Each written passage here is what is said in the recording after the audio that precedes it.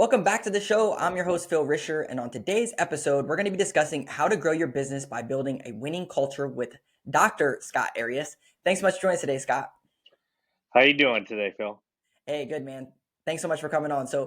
Dr. Scott Arias is the CEO of ACE Consulting, which is a company specializing in project scheduling, construction administration, staffing, security, and training services. His company's actually been recognized on Inc. 5000 the last 3 years for his highlighting his rapid growth. And today he's here to share all of his secrets with us. Thanks so much again for coming on. Can you tell us a little bit, like, how did you even get into construction world, that kind of stuff? Well, so I grew up in New Mexico, and my brother joined the Navy. About 4 years prior to me. So I saw him come home with a new truck every 6 months. So I thought, you know, there's something to that. So I joined the service, and I just happened, just lucky enough, to go into the Seabees, which is the Naval Construction Force. Yeah. So that kind of led me into construction, and then kind of fit me really well. I did that growing up too, so it really fit me well, and ultimately, that's kind of laid the path for my career. Wow. Okay. Very cool. What part of New Mexico did you grow up in? About 40 miles outside of Albuquerque, east of Albuquerque, Yeah, so a the small town called Moriarty. Moriarty. Okay, the Sandia Mountains. That's Yes, yeah. yes, yes. I used to live in a school bus actually, and I traveled around. And Albuquerque, New Mexico is one of my like hidden gem states. I always tell people like New Mexico is beautiful. You just never know it because you don't really see it on stuff. Well, it depends on what you define as beautiful. I love Kentucky with the green grass Oh and the rolling yeah, hills and stuff. So, yeah, so I guess it's completely what you see. different. The mountains, the hiking, that kind of stuff is cool. Gotcha, gotcha. So you went into the Seabees, and then you were doing construction in the Navy. It sounds like, and so how did you make the transition out of that? What did that look like into like commercial world? So, during while I was in the service, I had different duty stations. One of my duty stations was I was a Navy recruiter because Mm, when I came out of my first duty station, they had such a they were not meeting their goals, and they needed to have more recruiters in the field. So I figured, what the heck, it was one of the more difficult duties, and then I got out there and figured out how difficult it actually was. And yeah, then, but I was fortunate because I eventually was awarded Recruiter of the Year and Station of the Year, and it kind of fit me well, and that kind of plays into kind of my business. So after I after I left there, I did various different duty stations, and I ultimately medically retired from the Navy. And it, after that, I went to move to Chicago, and mm, I built U.S. embassies overseas okay, for about 3 years, and then that led me to Kentucky to taking a position because there was a lot of travel. I mean, going yeah, back and forth. We built embassies throughout Africa and places like that, and that's you got to fly all the way to Europe, and then you got to fly down to Africa.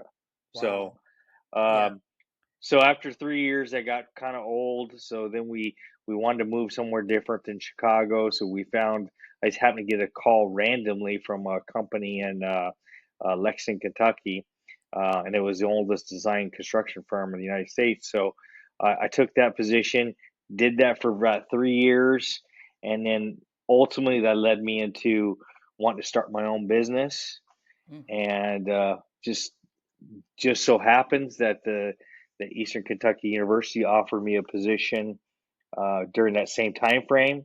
So I figured, what the heck, I have summers off. I could do this. So I figured, what the heck, we'll try this. So it started with me the first year. I did 7,000 in revenue the first year, and then fast forward to last year. That was 2008, and then yeah, fast forward to last year, and we did a little over $25 million. wow, So it grew from me yeah, to about 237 people. wow, man, So that's awesome. very That's very fortunate, right place, right time, and the way the company is set up, it's set up based off a lot of my experiences. Project administration because I taught scheduling, and I did a lot of scheduling when I was in the service. Plus, I was in the military, so that was a sector that we were involved with. Recruiting because my recruiting background, training because I taught as a professor. nice. Um, and then security because when I built the embassies, I saw a need there, and so kind of follows a lifestyle. Everything kind of centers around construction, Yeah. but that's kind of what led me here. Wow. Man, amazing story. 7K to 25 million. What a crazy story. It is a crazy story. Sometimes I look back and I just think to myself, this is just a wild ride, you know. Yeah, But for sure. but to be fair here, we just talk about, did I get here by accident? No, it was intentional because there's a lot of intentionality about going about it. So you just don't wake up one morning and be like, oh, it's a 25 million company. It doesn't happen that way. That's So, right. but it is amazing. As you know, we're a Christian-based company, and it is amazing what God has done with the resources that He's provided me. Yeah. You didn't go and hide your talents. You went and multiplied them. So that's a testament to getting after it. So good job. As far as your services go, like the staffing stuff, project, training, security service, all this kind of stuff. So our audience is 1 to 10 million home service type businesses. Where do they like? What is the issues that you see that those things like? Where's your expertise fall that helps those companies? Like, is it on the staffing side? Like they don't hire right, they don't have good culture. Is it on the training? I mean, I'm sure there's yes, all of them, but is there one in particular that you're like, hey, this is usually where they need help? Well, staffing is the largest section of our company, Yeah, and obviously, talent is tough. No yeah, matter if you have, heard an unemployment rate this morning was little over 4%, uh, and they say less than 5% of unemployment is full employment. Because you do have 5% of the society out there that just doesn't want to work, right? that's That right, right. so staffing is always a constant issue with people. I will say this is, um, it works in some environments, it doesn't work in others. Fortunate from construction and a lot of services businesses in general, the employees are, or transitory, so they ride a wave of, say construction projects in a specific area, and then they move on to something to keep them in that area, or it may be type of construction projects. And so that's where we kind of come into play because I always say we're like the largest general contractor in the world because we have all the staff that has all this experience, Mm, and they're willing to come to do a project, uh, but they're very high level. Nobody could really hire them because they can't retain them, you mm, know. And then our staff is a little older and more seasoned, um, and by and when you get a little older and a little more seasoned, you want some benefits. And one of the benefits a lot of people want is they want to be able to stay in a certain place, that's right. That's right. so we offer all our guys and gals, regional presence, because obviously, uh, with construction you got to be understanding. Travel is part of the game a little bit. Oh yeah, for sure. So one of the things I wanted to highlight there was the issue a lot of times is retaining them. And in our home service space, like yeah, you get great people on board, but then that retainment piece, usually you don't do one to ones. They don't have goals. They get to the year and they're like, "Hey, boss, I need a raise," and it's Mm. just like that is the, and then they leave and they go start their own thing or go somewhere else, and it's that whole retainment piece. So what are some things that you would recommend or that you've seen implemented in the business that you're like, okay, this is how I retain great talent and help them scale my business even at that. Well, it, and before I go there, I'll just simply say that it doesn't matter how talented you are, Mm, you will never get to 25 million by yourself, yeah. you know? So you have to realize you have to have people, and not only you have to have people, you have to have good people. Mm, And the funny thing is that I don't know if you know much about the Netflix model, but Netflix has a culture model which is kind of famous or infamous, depending on how you look at it. And they do things a little bit different. And one of the things is they say they hire fully formed adults. And what does that mean? That means we don't make stupid rules. yeah. You know, we don't make rules that we just know. You know, that here's and here's an important one here. We have in our culture, part of our culture is we have unlimited PTO. I like saying we have no PTO, and that doesn't mean we have any PTO. That means just listen. We don't have a policy. Our policy on PTO is we have no policy. you know? So, Yeah. and many companies look at that and say, well, I couldn't do that. Well, you can do it if you have fully formed adults, Mm. people that understand I can't take 2 months off this year, or I'm busy right now, so maybe I have to put some of my own life on hold, or I need to work around my schedule. Construction very busy during spring, summer, kind of tailing off during fall, but winter's really where we take a break normally.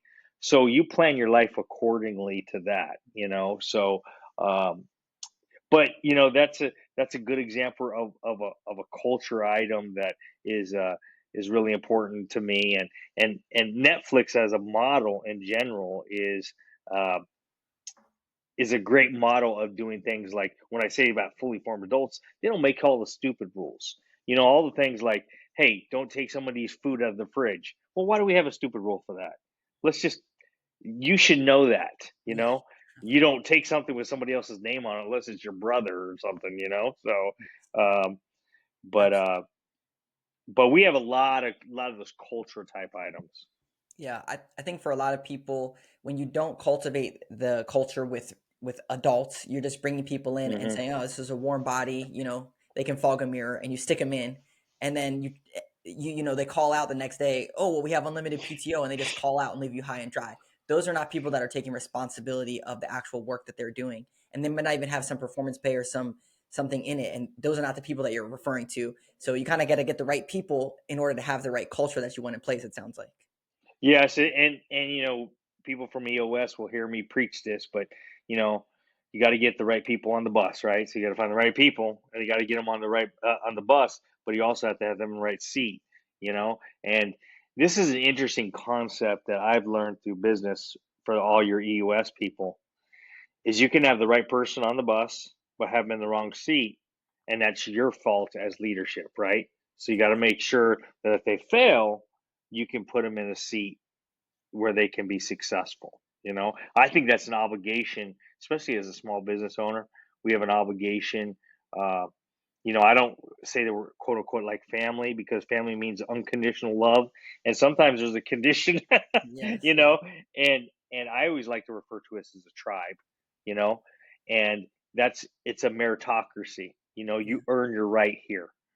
So um, but that's kind of what I refer to when I think of culture items, and I think uh, of how do you grow an organization, um, and it's really through good people. No matter if you sell a product, a widget, or you sell people, yes, you and we sell both. You know, yes, so but you can't do it successfully unless you got some really good products, really good people. yeah. So let's talk a little bit about the operation side of things. So for EOS, do you run on EOS or is I just do. I do. okay? So when did you start implementing that? Was it when you got over 10 million, or was it, hey, we need some systems and processes in place before then, or what did that look like? So in 2017, and I didn't allude to this, but I taught for a decade at Eastern Kentucky University doing Okay. construction management. Mm. And when I to take the next step in my business, I either had to do one or two things. Either I had to throttle back or Mm. take on more. So I just chose to I was 10-year professor, so I could retire at that point. I just retired after 10 years. And then, so in 2017, is when I actually went through that. I give them a year's notice. 2018, we implemented EOS, and we've kind of been on it ever since. I won't say we were fully implemented in Yeah. 2018, because I don't ever think you're fully No. implemented. Yes. But we're like, I'd have to say 98% there right now currently. So it's ingrained in our culture. You actually see behind me, I actually have uh, all of our culture items there, our core values, that type of things. Yeah. And it's very integral to everything we do. Yeah, I love it. So a lot of home service business owners, like, they want to scale, but they don't trust their team to operate without them. And I think that's a really big thing, kind of what you're talking about. Like, you want to go all in, but then you have to have the right team, I guess. So how did you transition? Like, since you were doing this you were a professor. Were you working in the business, like running the business, and then you started to bring team members on, or how did you like trust them, to do a good job? Well, I was very fortunate Okay. because my first few employees were former students of mine. So I Mm, had a chance to do a 4-year interview. okay. so that was very helpful. But it was also, my very first employee was the person that is the president of my company, and he will take over as a CEO we transfer over to ESOP. Yes. Uh, he was just one of my first student. Was a non-traditional student. Was in the military, and he had all the being me was I was former military. We had a lot of similarities, but we were also a lot different. You know, our personalities were a lot different. The way we went about decision making was different, and um, so you know, I I had that fortunate aspect, but you also gotta, you never fine tune it. I remember Steve Jobs talking about how he hired professional management in his company, and then he realized they didn't know jack. Yeah. Well, the thing is that you figure out what you need to hire. What are some things that are important? We don't care necessarily about your experiences doing what we do. What we care about is that you have some of the core beliefs that Mm, we do. yeah. You believe in, we have three core values. One is do the right thing. Second one is with extreme urgency, and the last is be the gold standard. So we call it RUG, and as an acronym, and we give every quarter we give medals for those each of those core values. We hire, fire, and promote as the U.S. preaches Yeah. based on those core values, and that's what I care about. I care that you're going to go do the right thing. uh, Yeah. do I care how much you know about scheduling? No, I'm going to teach you that. Do I Yeah. care how much you know about staffing? No, we're going to teach you that. It Yeah. it matters, those intangibles, and if you look around in business, you'll find that those are probably the most difficult for any business owner. Yeah, absolutely. In inside of EOS, they have this GWC, which I think for any business owner, if you think of this, it's the do they get it? Do they want it? Can they do it? And when you think about team members and you're frustrated with them, or they're not doing something, or something's off, it's like if you go back to the GWC, do they get it? Do they want it? Can they do it? It will help you figure out, okay, is there a missing piece of this, or is there Hmm. something bigger going on that then you can evaluate what's actually what they're doing, and how you can support them. And with GWC, I always say, if you have two of the three, we can work with you. But if you only have one of the three, I'm sorry, but there's no path for you to go. If you have all three, you'll be a superstar. Yeah.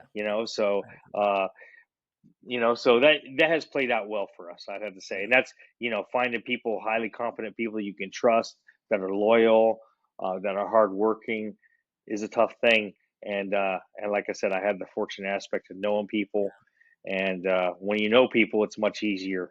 And Yeah. I'm sure a lot of small business, we know somebody, know of a friend, or know somebody that we can help, or somebody that we can bring in and offer them a big opportunity. Exactly. Yeah. My business was the exact same way. Hey, I worked with this person before. I know they do good work. Like they're gonna crush it here. So it, Absolutely. that's just naturally how it is. And I think good people attract good people. Like when people know that you're gonna do the right thing by them and you show them a path to actually growth, it's like, oh my gosh, where have you been all my life? I want to work here because you actually see it's not about you. It's about the person. Like it's not about the business. Exactly. Yeah. Yeah. And Mike. so few people get that. I know. Yeah, I interviewed Mike McCallowicz from Profit First, and he recently wrote this book called All In, and it's like your employees won't go all in on your company until you go all in on them.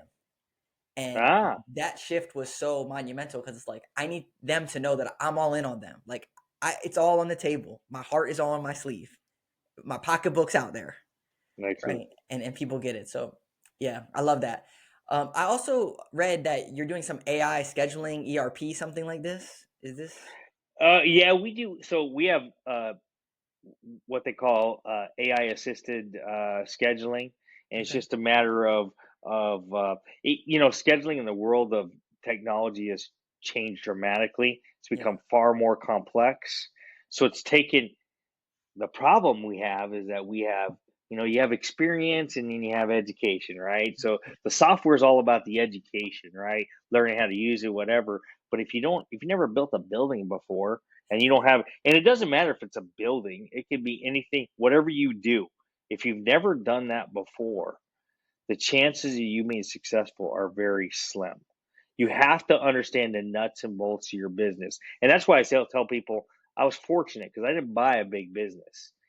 Yeah. I grew up in a business. I did every job that we do in the business, including being the accountant, including being the janitor. I did all those items at one point in time. Didn't do them well, but Yeah. apparently we did. I did them well enough to get where we are today. That's right. So finding out what you're not too good at, and then getting the people to help you in those areas is the key. And that's what I did. I worried a lot less about my pocketbook. Many people who own small businesses worry constantly about every single dollar. We'll spend 180,000 this year strictly on professional development for our staff. Um, so sending them to leadership trainings like Vistage or Convene, sending them to different organization groups to get training. All those items, and when you talk about being all in, people care about you when they know you care about them. It's real simple human logic. I mean, it really is. If you've been married, you know that. Well, actually, it is. If you're married or you're a father, if you care about them, they'll care about themselves. No, that's just. But the truth is that people, when you care about people, it's you know, being a Christian organization. I always say it's countercultural because that's how Jesus Christ was, and Yeah. that's Yeah. what it is. It's countercultural, so That's people right. don't expect that. Yeah. You're absolutely correct.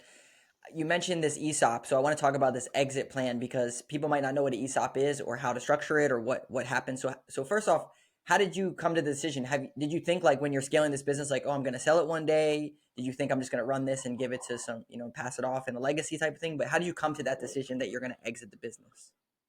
So in 2020, I knew what I needed to do to get out of the business, right? I as far as like, monetarily what that looked like. Yep. And I also knew in order to get where I needed to go, I needed to grow the company to a certain point. So in 2020, I decided we're going to go to an ESOP, an employee stock ownership plan. And I did that for a few reasons. Number one, the tax benefit after I'm gone um, is huge for the company.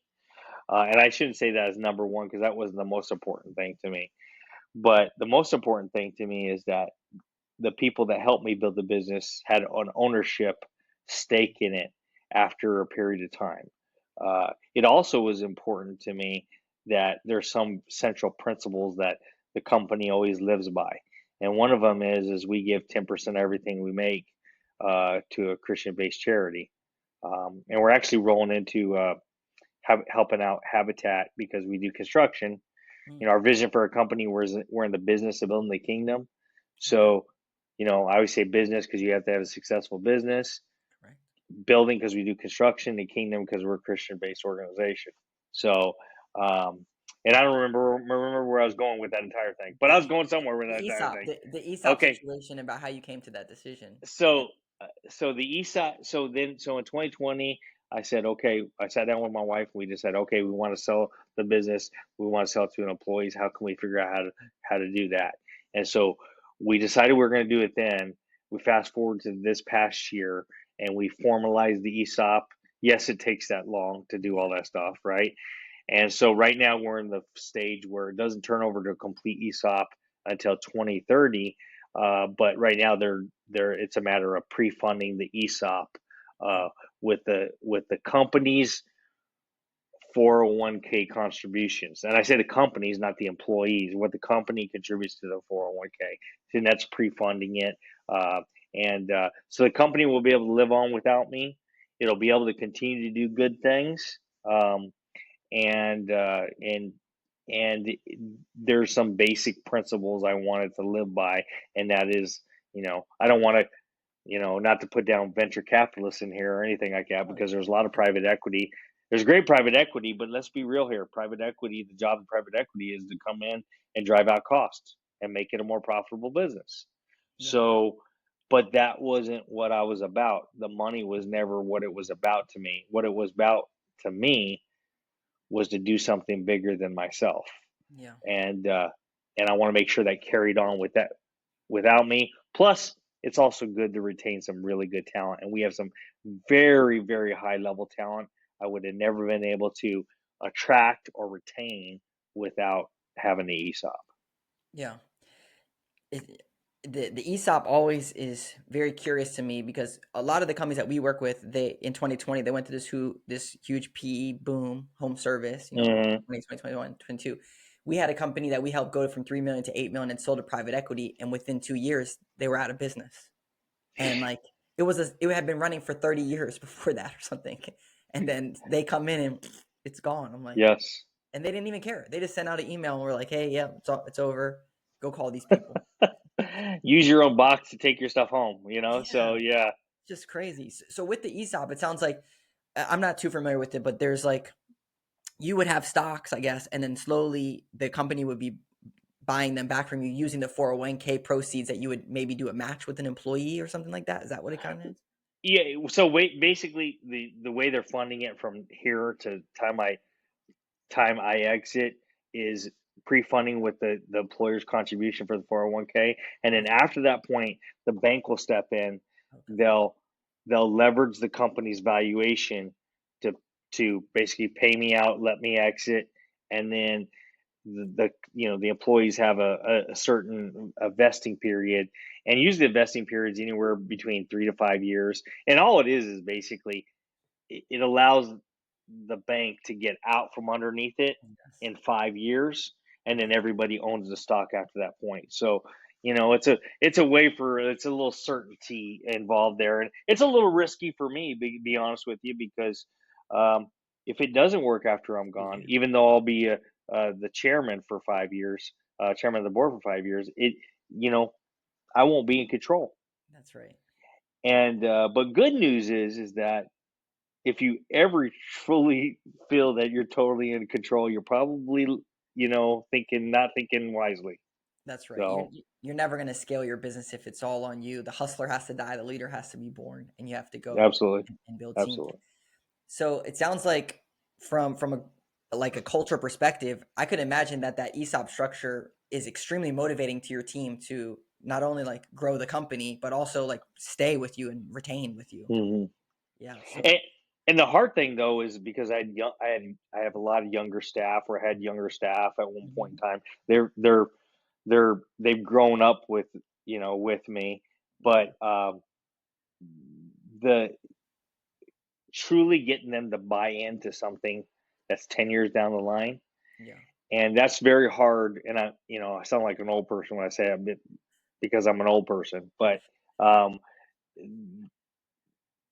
the reality is that waiting is not a thing to a lot of younger people now. It Yeah. is get what I need to get and move on, and justifiably, because there's a lot of companies that do the same, as we just talked about, That's right. with many, not putting down private equity, because private equity has done a lot of good things for companies, but it's also, and many owners too, but you got to also understand what you're buying, you know. Yeah.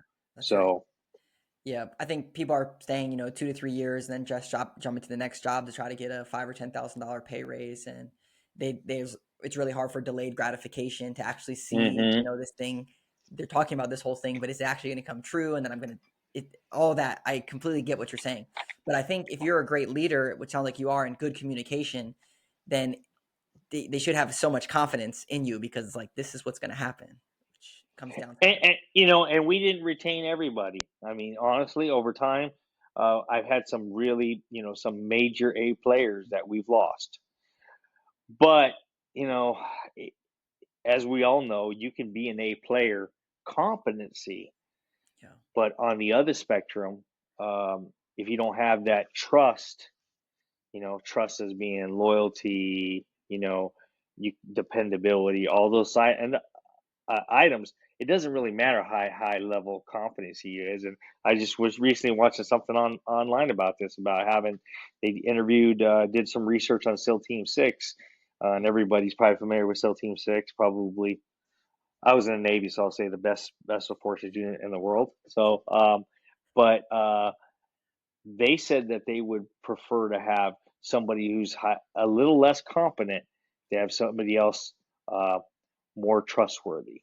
And they always say, I can trust you with my life, but can I trust you with my wife? That's a, Mm. so it's Navy SEALs. So again, it Yeah, is but what it is. But it's there's a lot of truth to that. It's about, hey, um, do we have some central tenants? Because you see some bad things happen. I don't have these issues like people embezzling, people you know using your equipment, your staff to do something that work for client, them stealing your clients.